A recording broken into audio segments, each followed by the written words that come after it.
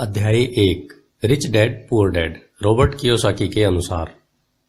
मेरे दो डैडी थे, एक अमीर और दूसरे गरीब। एक बहुत पढ़े लिखे और समझदार थे, वे पीएचडी और उन्होंने अपने 4 साल के अंडर ग्रेजुएट कार्य को 2 साल से भी कम समय में कर लिया था। इसके बाद वे आगे पढ़ने के लिए Stanford university, university of Chicago तथा नॉर्थ वेस्टर्न यूनिवर्सिटी गए और यह सब उन्होंने पूरी तरह से स्कॉलरशिप के सहारे ही किया। मेरे दूसरे डैडी 8वीं से आगे नहीं पढ़े थे। दोनों ही अपने करियर में सफल थे। दोनों ने जिंदगी भर कड़ी मेहनत की थी। दोनों ने ही काफी पैसा बनाया था, परंतु उनमें से एक तो पूरी जिंदगी के लिए परेशान होते रहे और दूसरे हवाई के सबसे अमीर व्यक्तियों में से एक बन गए।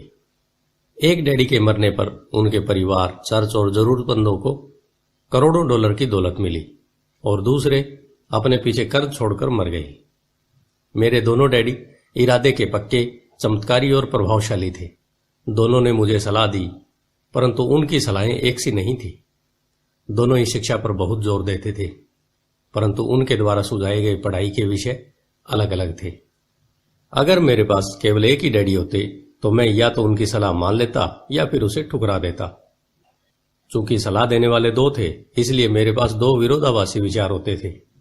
किसी भी एक विचार को सीधे सीधे मान लेने या न मानने के बजाय मैं उनकी सलाहों पर काफी सोच विचार करता, उनकी तुलना करता था और फिर खुद के लिए फैसला किया करता था। समस्या यह थी कि अमीर डैडी अभी अमीर नहीं थे और गरीब डैडी अभी गरीब नहीं थे। दोनों ही अपने करियर शुरू कर रहे थे और दोनों ही दौलत तथा परिवार के लिए मेहनत कर रहे थे, परंतु पैसे के बारे में दोनों के विचार और नजरिए एकदम अलग थे। उदाहरण के तौर पर एक डैडी कहते थे, पैसे का मोह ही सभी बुराइयों की जड़ है, जबकि दूसरे डैडी कहा करते थे, पैसे की कमी ही सभी बुराइयों की जड़ है। जब मैं छोटा था तो मुझे दोनों डैडियों की अलग अलग सलाहों से दिक्कत होती थी। एक अच्छा बच्चा होने के नाते मैं दोनों की बातें सुनना चाहता था। परेशानी यह थी कि दोनों एक सी बातें नहीं करते थे। उनके विचारों में जमीन आसमान का फर्क था, खासकर पैसे के मामले में।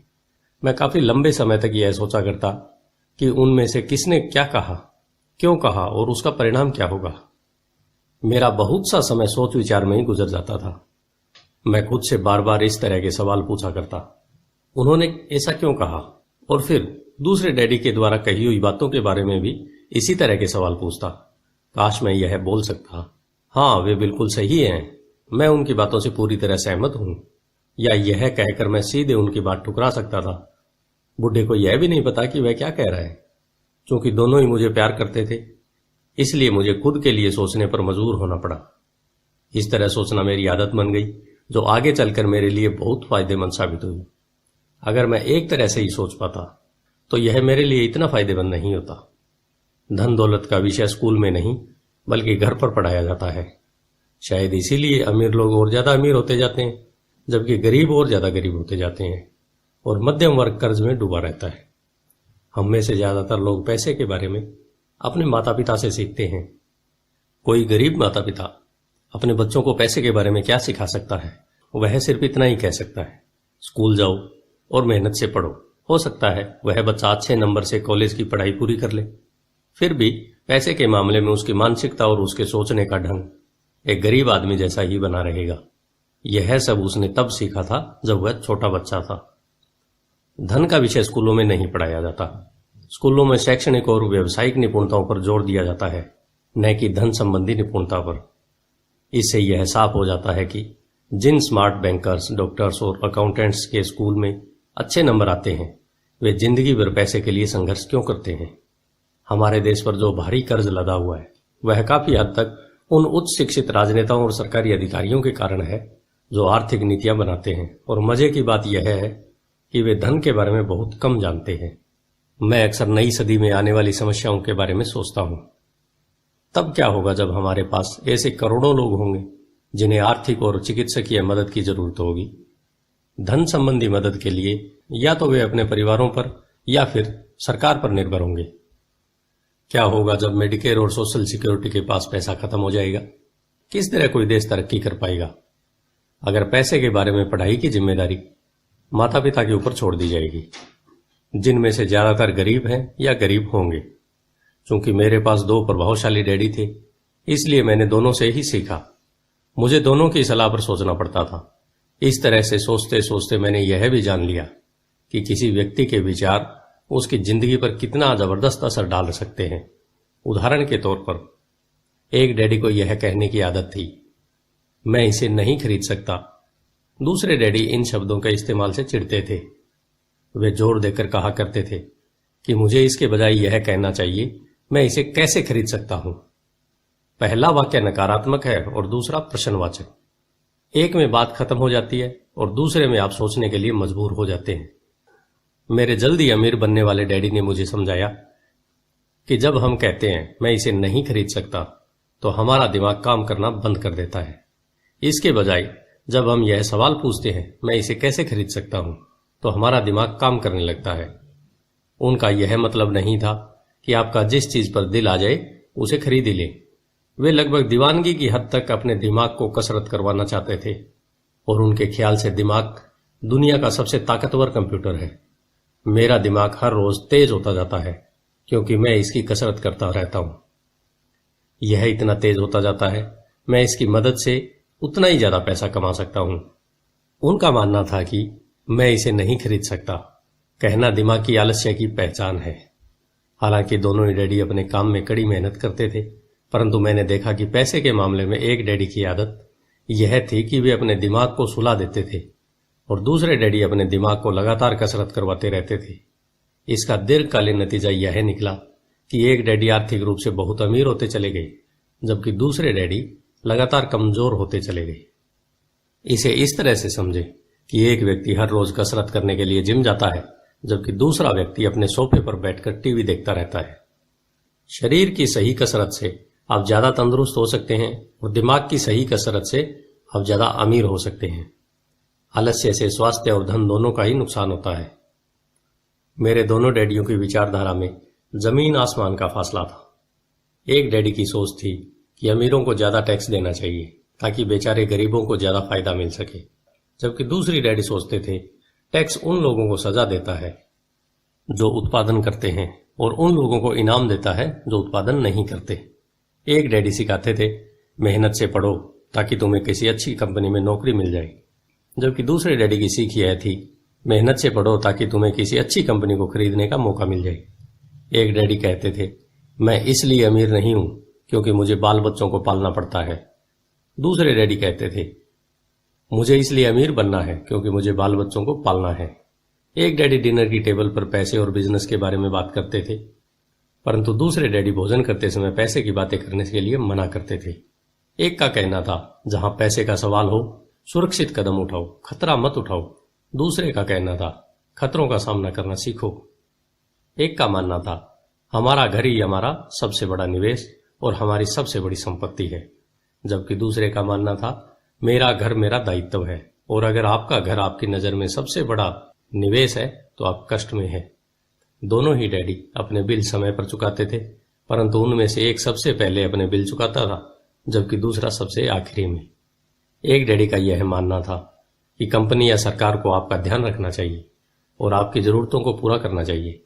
वे हमेशा तनख्वाह में बढ़ोतरी, रिटायरमेंट योजनाओं, मेडिकल लाभों, बीमारी की छुट्टी, छुट्टियों के दिन और बाकी सुविधाओं के लिए चिंतित रहते थे। वे अपने दो चाचाओं से बहुत प्रभावित थे जो सेना में चले गए थे और 20 साल के सक्रिय जीवन के बाद उन्होंने अपने रिटायरमेंट और जीवन भर के लिए आराम का इंतजाम कर लिया था। वे मेडिकल लाभ के विचार को पसंद करते थे और सेना द्वारा अपने रिटायर्ड कर्मचारियों को दी जा रही सुविधाओं की भी तारीफ करते थे। उन्हें विश्वविद्यालय का टेन्योर सिस्टम भी काफी पसंद था।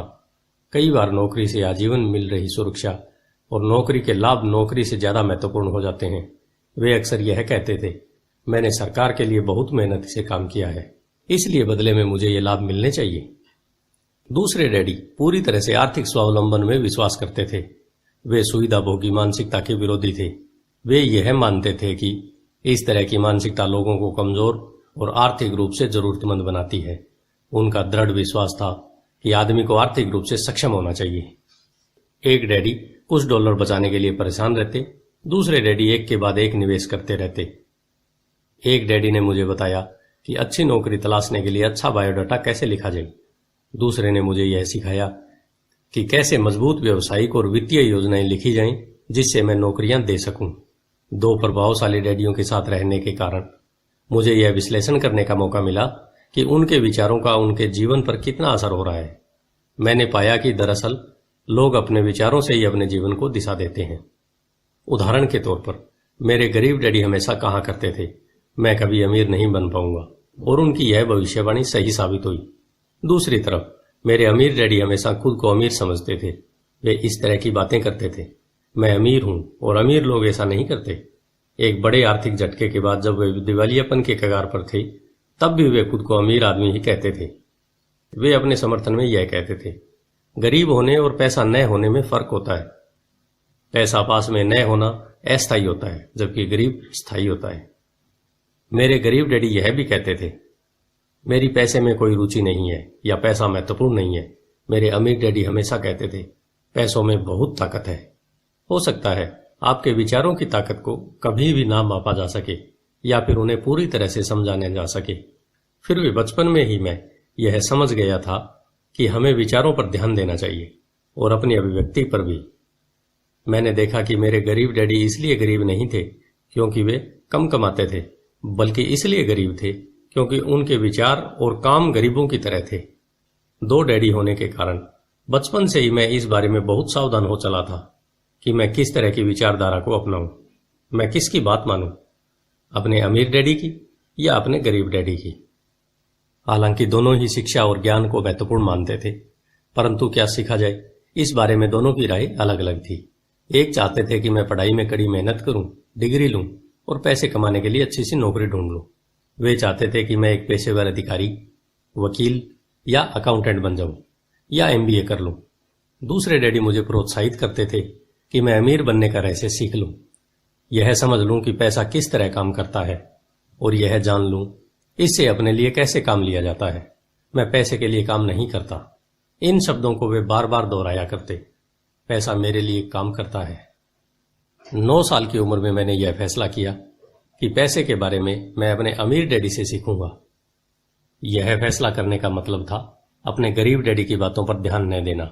हालांकि उनके पास कॉलेज की बहुत सी डिग्रियां थी जो मेरे अमीर डैडी के पास नहीं थी। रॉबर्ट फ्रॉस्ट का सबक। रॉबर्ट फ्रॉस्ट मेरे पसंदीदा कवि हैं।